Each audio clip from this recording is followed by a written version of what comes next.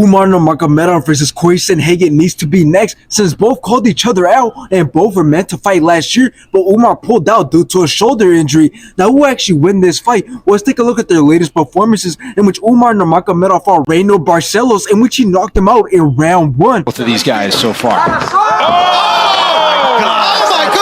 Not this, Umar went out to fight Beska Almakan, in which Umar's grappling, wrestling, and ground game looked great throughout the whole entire fight, took control of the whole entire fight, and Umar won by decision. And still undefeated, Umar! Now let's take a look at Cory Sandhagen's latest performances, in which he fought Chito Vera, in which Cory Sandhagen's striking, grappling, and wrestling was way better than Chito Vera's, in which Cory Sandhagen took control and won every single round, in which Cory Sandhagen won by decision. For the winner, by split decision, Cory!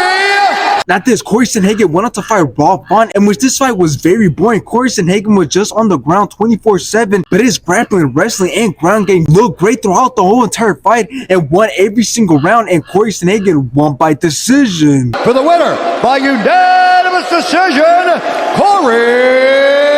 Now, obviously, Umar Nurmagomedov calling out Cory Sandhagen means that he's skipping a bunch of fighters that could give him a challenge, but at the same time, he does have the opportunity to shock everyone and do something big, because him beating Cory Sandhagen means that he beat a fighter who's ranked number 3 and who beat tough fighters like Song Yadong and Chito Vera, but at the same time, he is at a risk of losing his perfect record for calling out a guy like Cory Sandhagen right away instead of trying to fight somebody who's closer to his rank. But I do think that Umar Nurmagomedov is making a good decision calling out Cory Sandhagen, and let's not forget, he also called out Peter Yan. But anyways, the reason I believe that he's making a good decision is because he already has the experience, but not so much the big names. So if he pulls off this win, then he'll definitely have people talking about him, and he'll definitely have people believing that he's the new threat to the bantamweight division, even to the top guys like Aljamain Sterling, Merab, and obviously the champ Sean O'Malley. So in the end, it's hard to decide who wins this fight, since you have Umar Nurmagomedov with the perfect record and the skills, but then you have Cory Sandhagen, who also has the skills and has the experience of fighting the high-level fighters. But at the end of the day, I do have hope for Umar Nurmagomedov, as I believe that he could get the job done.